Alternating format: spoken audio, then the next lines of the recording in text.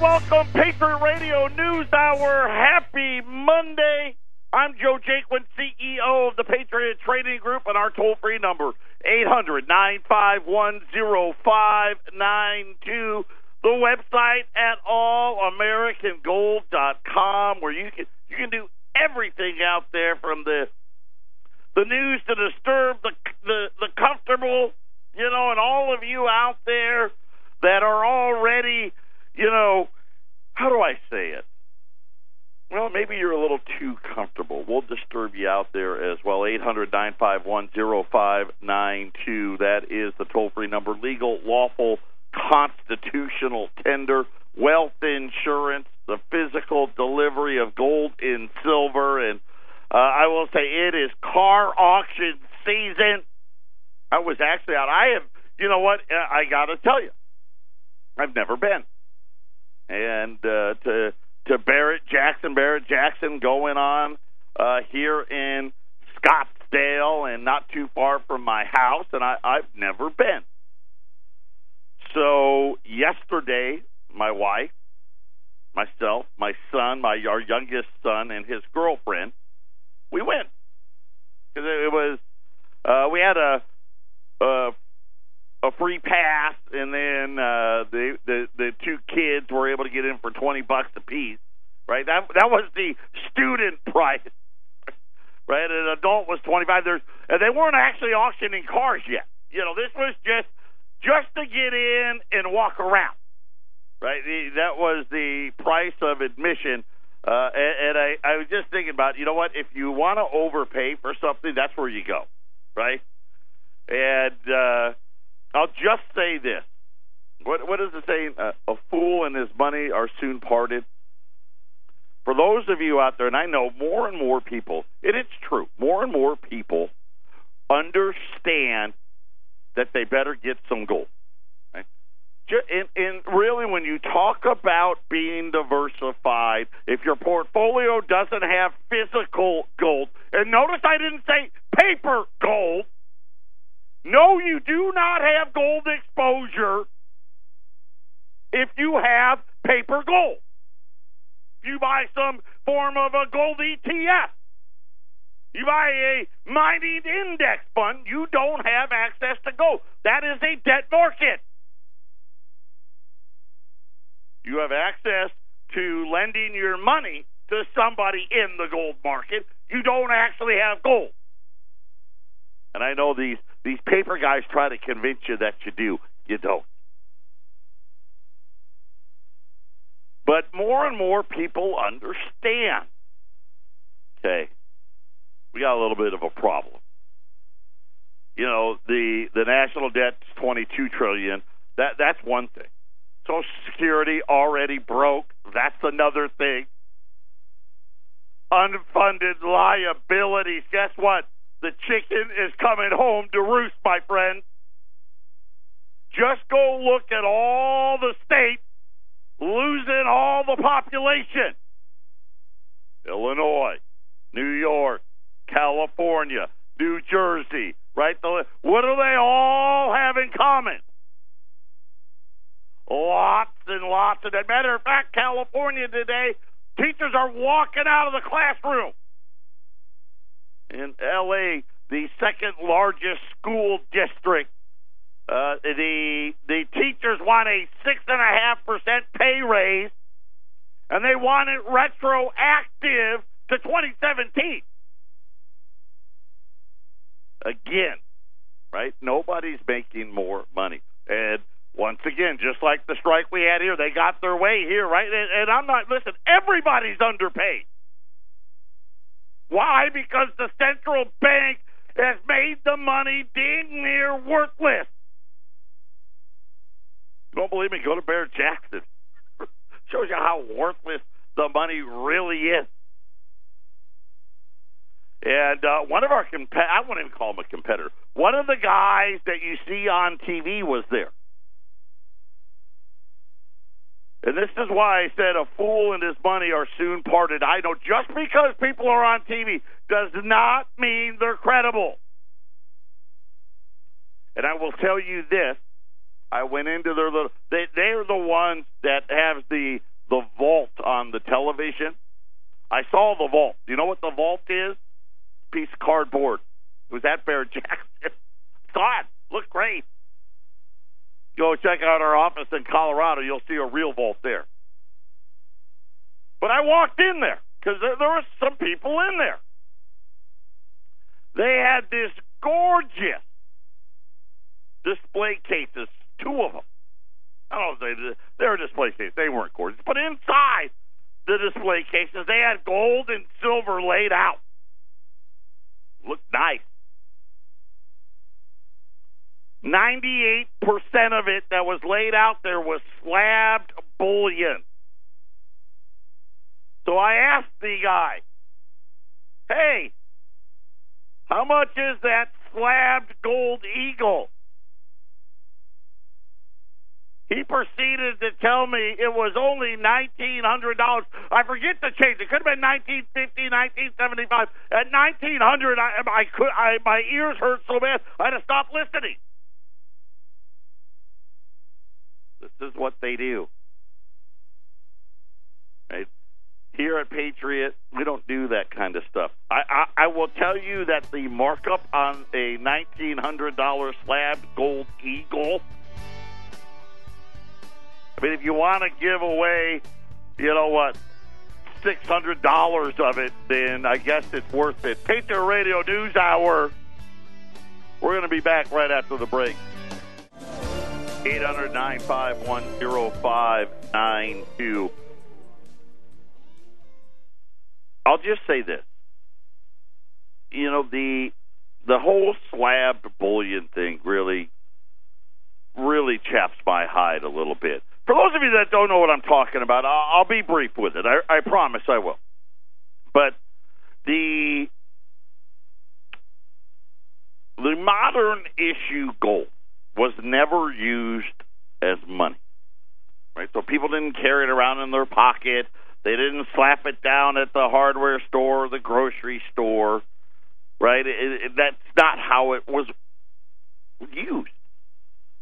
Every gold eagle ever minted by the U.S. Mint, they come out in really only two grades.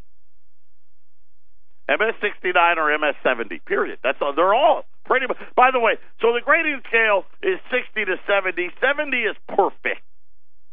69, I don't even know what makes a 69 versus 70. I couldn't tell you. But some guy under a microscope, and, you know, because you get charged $8-10 to slab a coin, we'll tell you. And they act like, see, the older gold, with the pre-33 gold, was money. So, yes, there are coins in various conditions. And none of them are mint state 70, by the way. Right? You know, there may be some 67s and an occasional maybe a 68 out there. And they got transported in bags. You know, those big burlap bags, and pretty much most of them on a horse-drawn wagon. They were bouncing around. But and like I said, I wish I could have remembered the rest of it. It was actually a lot closer to $2,000. I just know that. You know, you buy a gold eagle, you know, for like $1,430. That's okay. Today, we've got U.S. $10 Liberties, the actual old ones, on sale today. They're at $695. It's even better. You know, and I was trying to think of what the premium would be on what that is. And so they essentially were going to take almost $2,000 of your money and give you back something that is worth, you know,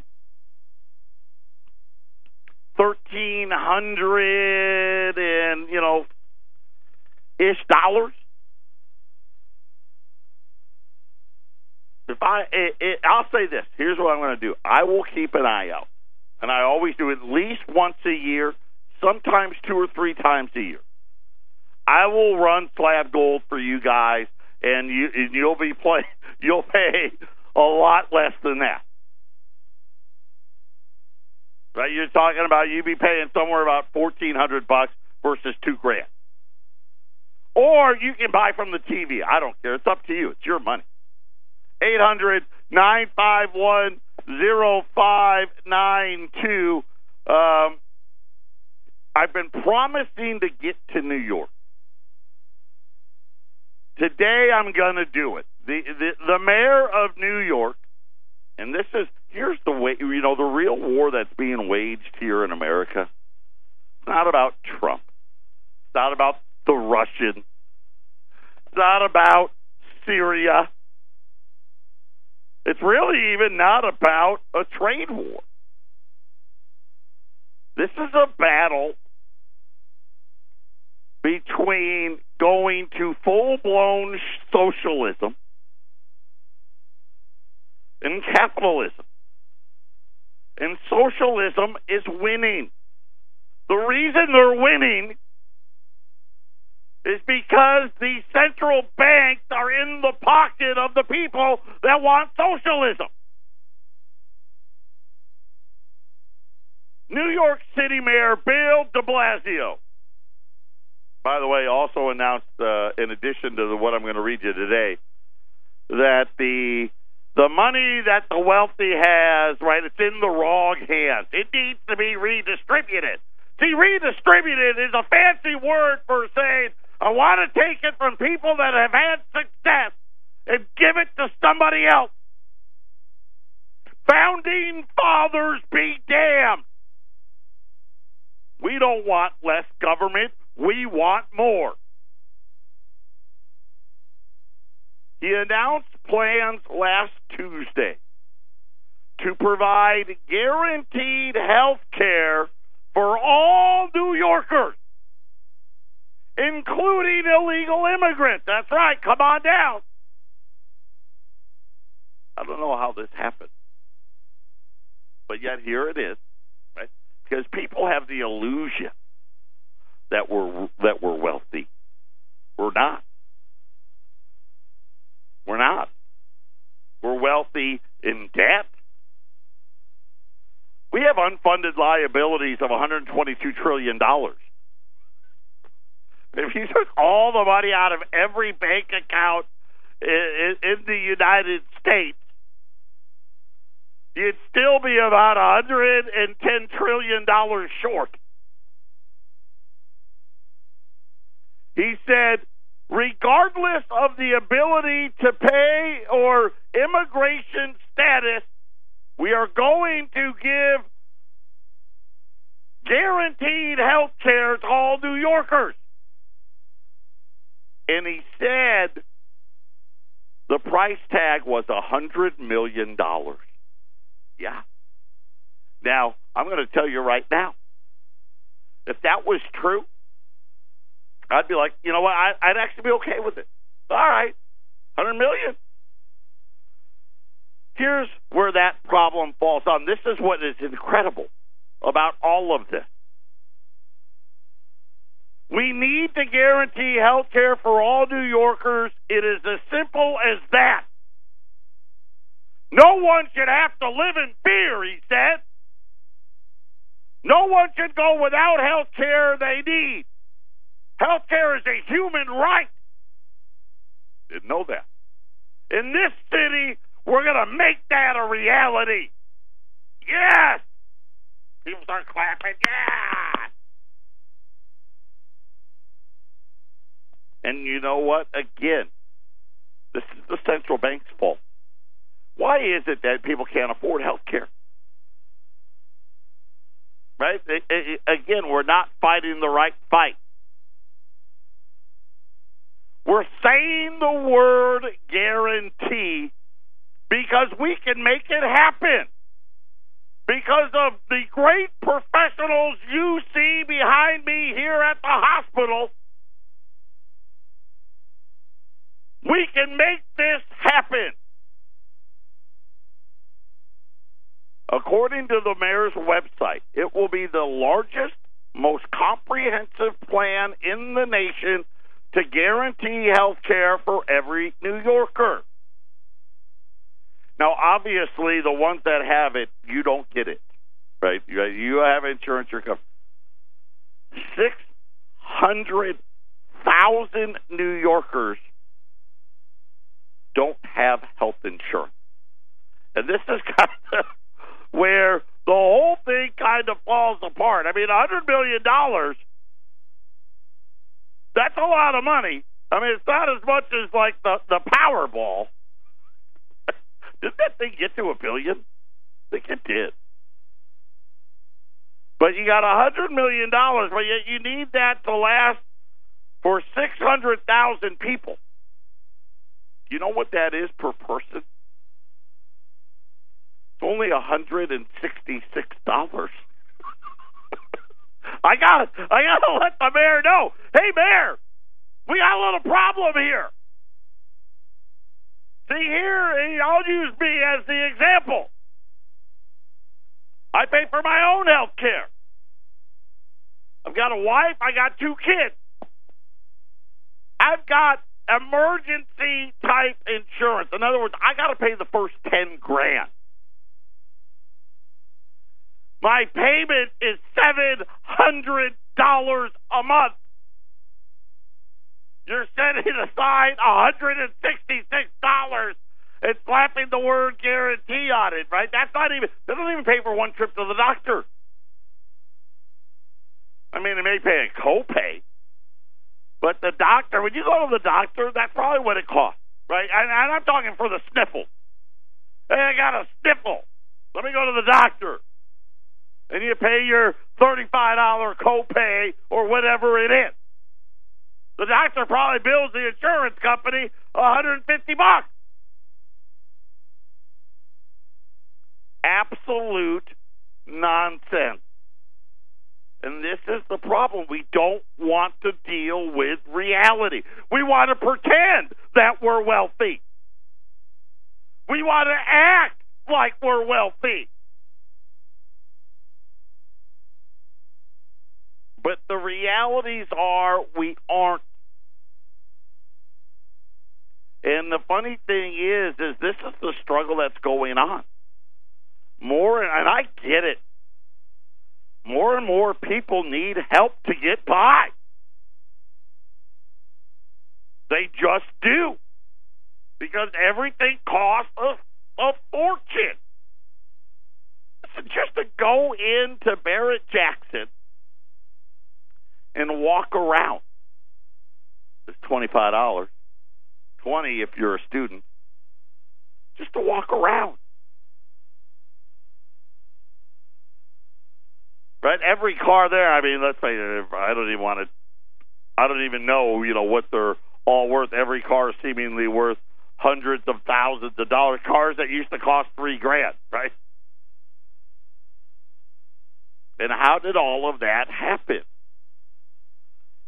And you're sitting there and you're hearing about teachers walking out now in L.A. They want a 6.5% pay increase. And I'm not even saying, listen, everybody's underpaid. We're walking on the wrong place. How about this one? Because there's no inflation, right? I keep telling you, right? They keep saying that. This was out over the weekend. And I'm waiting. Sorry about the internet's a little slow today. It's Monday. Even the internet's slow on Monday. It's getting more expensive to eat out. Of course, more and more people having to eat out, right? Because both parents are working. Full-service restaurants facing higher labor and food costs raised prices the most in more than 7 years in December, according to the Labor Department. Well, minimum wage keeps going up. The cost of stuff keeps going up. They're saying that grocery costs rose at a slower pace. that could push more U.S. consumers to eat at home. Olive Garden, Longhorn Steakhouse, and others say that they have continued to widen the prices pretty aggressively, and it's becoming a problem. Rising restaurant costs, another headwind for Americans. Hey, did you see gas prices finally fell here? Took forever. I saw $2.51 a gallon here.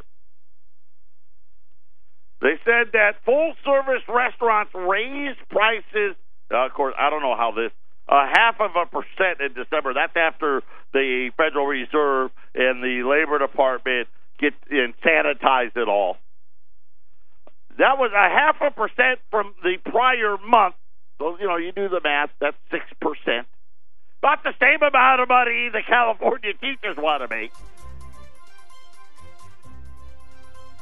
But don't worry, the CPI only went up 0.2%, so it's fine. This is the Phyllis Schlafly Report, presenting a daily conservative pro-family perspective since 1983 and continuing the legacy of Phyllis Schlafly.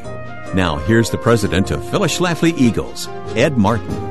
President Trump rightly rebuked Chief Justice John Roberts for criticizing his factual statements about Obama judges consistently ruling against the Trump administration.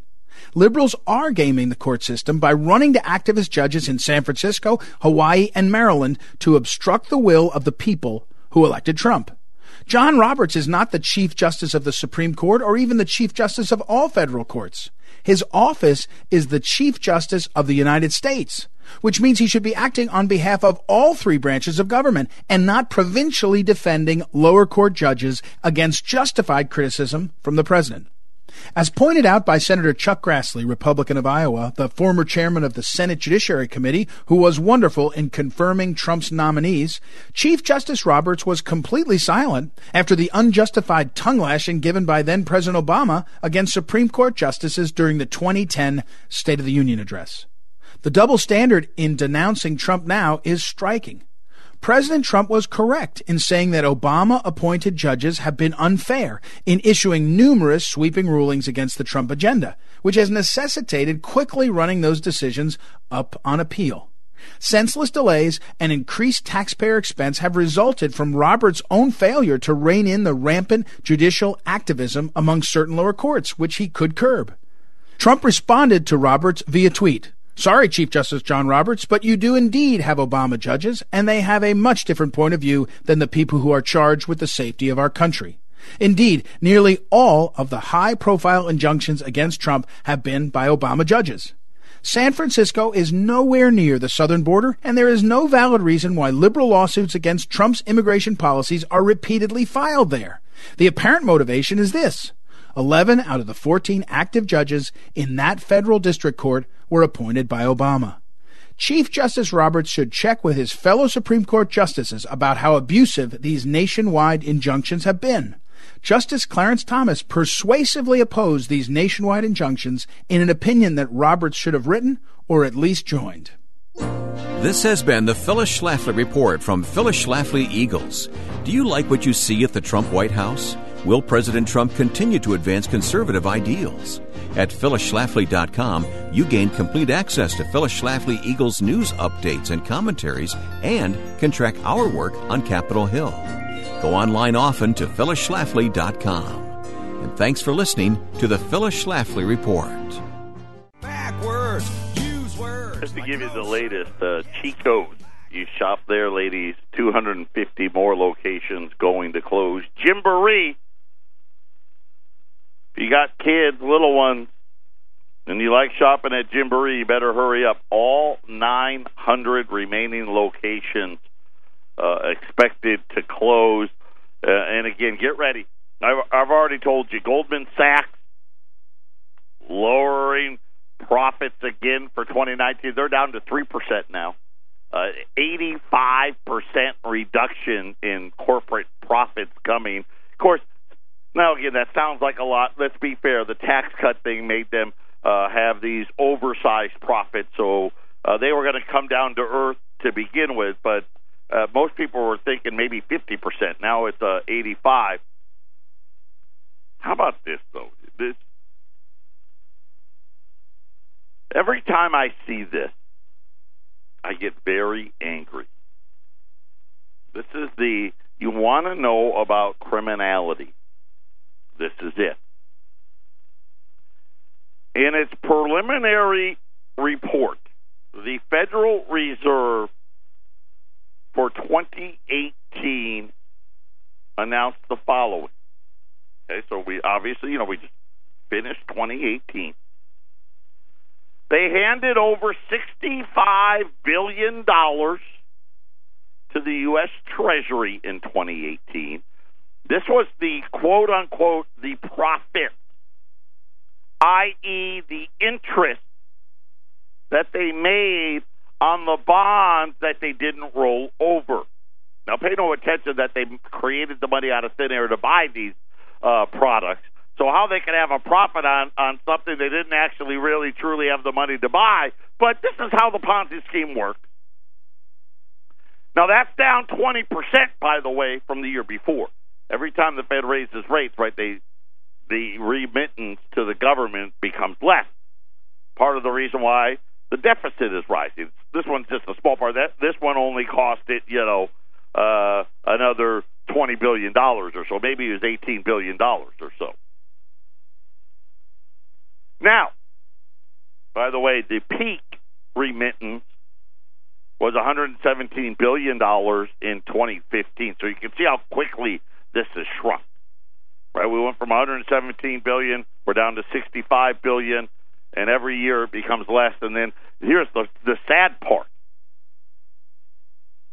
Is right around when the biggest crush, remember 2022, right, the big wave of boomer starts hitting, that number's going to go negative on the Federal Reserve. But that's a different show. That's not what upsets me the most. It should, but it doesn't. After covering all of its operating expenses, interest expense, and other items, it is required to remit the rest of the quote-unquote money to the Treasury Department. Therefore, the amount of interest expense the Fed pays the banks on their excess reserves and required reserves comes out of the taxpayer pocket. In other words, what they're trying to say is, legally, they're supposed to say, after you pay for yourself, right? So Jay Powell gets his money, all the Fed governors get their money, they pay for all their employees. At least I think they do. They may not even pay for the employees, I don't know. But after their expenses, they're supposed to turn over what's left to the taxpayer. Give it back to the government. But because the central bank gets to make their own rules, they said, why give it all back to the taxpayer? The Fed reported income of $112 billion. This is the amount they received from their holdings of treasuries, and they also have mortgage debt and all that. But the problem is the Fed doesn't give it all to the taxpayer. There's a $38.5 billion difference after they cover their expenses and the $65 billion they gave the Treasury. $38 billion. Where did it go? Who got it? This is what the Federal Reserve paid U.S. and foreign banks in the United States on the excess reserves and required reserves on deposit at the Fed. They actually paid the banks not to loan money. Right? Well, by law, the banks have to keep like 6 cents on every dollar. Right? They got to have some money. They can loan out the rest of it, But you see, the central bank, when everything crashed, and in order to make the banks appear more profitable than what they really are, started paying them for these reserves. Now, they don't pay us. Well, they barely pay you. I guess if you shopped it around, but if you went to your regular bank and tried to get a CD, right, you're going to walk out of there real upset about what they want to pay you. Reserve requirements are the amounts that the bank has to keep on deposit, which is relatively small. Do you know what that amount is? Well, I'm going to tell you. It's $192 billion. That's it. Just think about all these banks. That's all the, when they sit there and they tell you how great these banks are and how much better shape they are, and don't worry about all the debt out there. The banks are so much better capitalized. That's it, $192 billion. How did they get $38 billion on 192?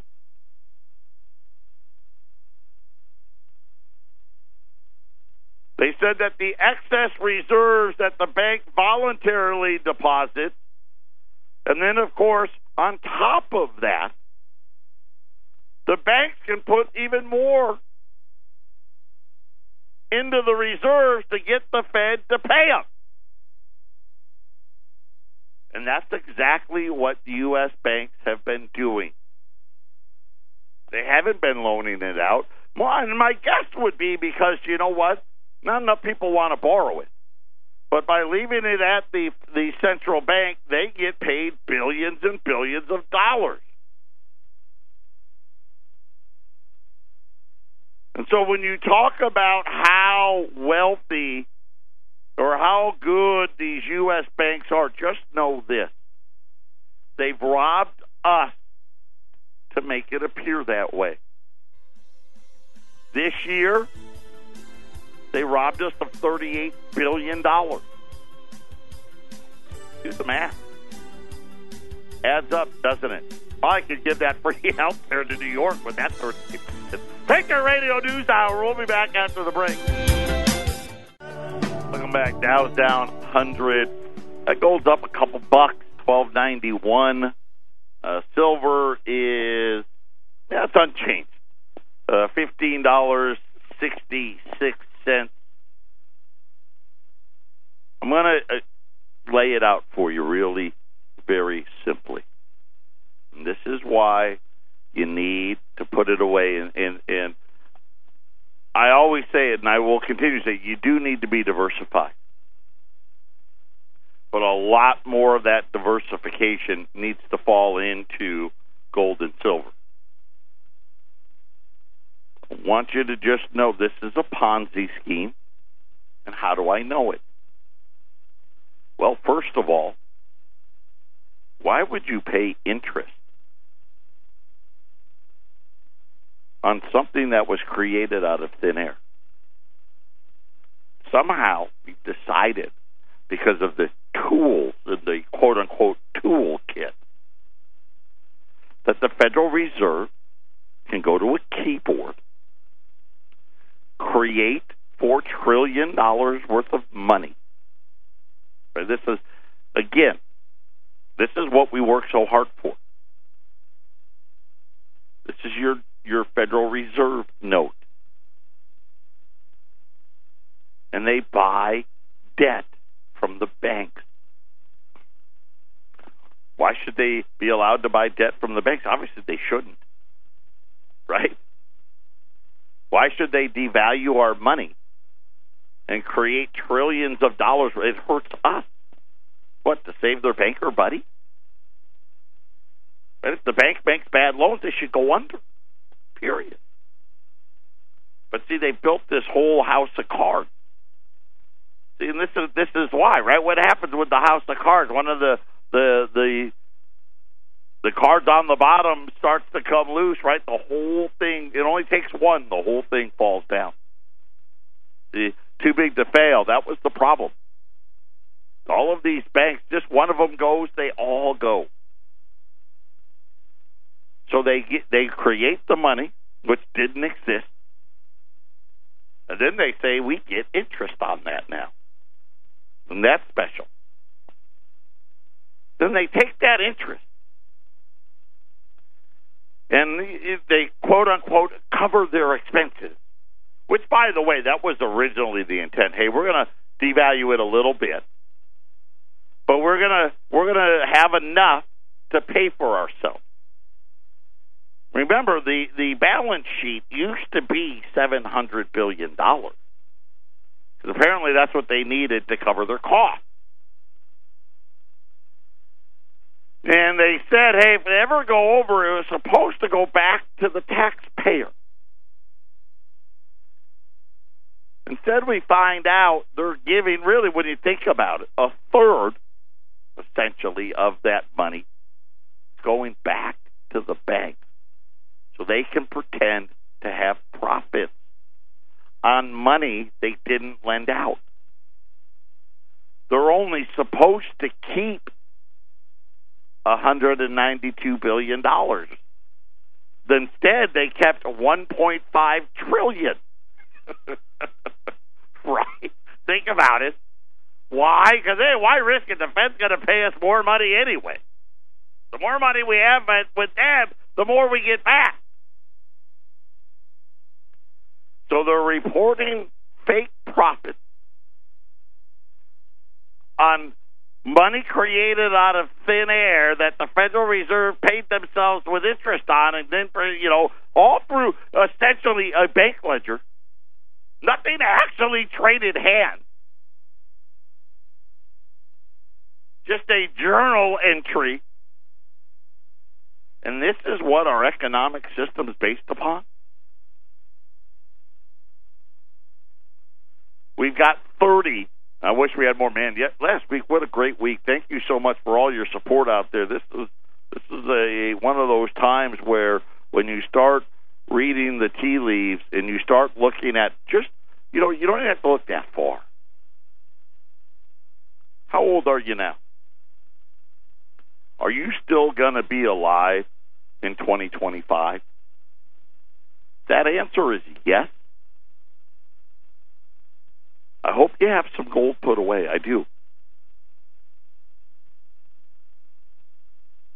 U.S. $10 Liberties. And when I get off the air, if I haven't sold them out, I'll put them on the website. $695 a piece. I've only got 30. That's a $15 per coin savings at 800-951-0592. Now, last week, we told you about the Bank of England. And they said the United States is losing its reserve status as the world's global currency. See, none of these other currencies had this status. When we won World War II, we created Bretton Woods. Listen, these central bank guys are smart guys. They created Bretton Woods, which meant everybody had to own dollars. Well, Bretton Woods doesn't exist anymore. And now you can decide. You can have euros. You can have renminbi. You can have yen. You can have pound sterling. You can have U.S. dollars. You can have whatever you want in there. Gold. And they said that as the rest of the world's economies become bigger, they're going to demand a larger share of the global reserve currency. In other words, what the Bank of England said was the biggest countries get the biggest slice of the pie, and America's slice of the pie is already way too big. Well, I got an update on who the biggest countries are going to be. Final segment coming up. 800-951-0592. U.S. $10 Liberties. I don't know what you're waiting for. $6.95. And you better start getting ready. Right, we're getting ready. We know that electronic currency is coming. But before it does, this is the pattern it follows. Slowly, central banks stop selling gold. Slowly, central banks start buying gold. Right, we know that, right? We've seen that pattern, right? The buying just seems like it doesn't stop. Every year it's a little more and a little more and a little more. Then central banks start diversifying themselves away from U.S. dollars. Go to the bond market auction. I don't even tell you because they're so bad. The 10-year auction Friday was horrendous. Right? They don't need it. They're buying other currency. The Bank of England said just follow the money. That's what will tell you where it's going to be. The latest now, according to Standard Chartered, China will surpass the United States next year as the largest economy in the world. Now, again, that's in dollar terms. They're already the largest. And I know I don't want to make people angry, but they use up more stuff and buy more stuff. Just they've got, their stuff costs less there. So, but they will pass the United States as the largest economy in the world. But it doesn't end there. In the next 10 years, India will become the second largest economy in the world, and the United States will fall to a very distant third. And by very distant, I'm talking about we will be half the size of China's economy, and we'll be about 2/3 the size of India's economy. When I was telling you about more and more people diversifying away from dollars last week, remember, and I told you I was telling you what Russia did? But Russia, they're on the bad guy bus, right? I didn't know, India apparently is on the bad guy. I didn't even know that, but they've started buying oil in rupees. Yeah, they said, okay. They buy a lot of oil from Iran, by the way, also on the bad guy bus. They just said, the heck with it. We won't even use the SWIFT system. We'll just use our own currency. By the way, in 10 years' time, and really I think somewhere around like I said, are you going to be alive in 2025? Somewhere around 2025 or so, maybe 2026, India passes us. And we'll only be the third largest economy in the world. By the way, after that, Indonesia, Turkey, Brazil, kind of all grouped together.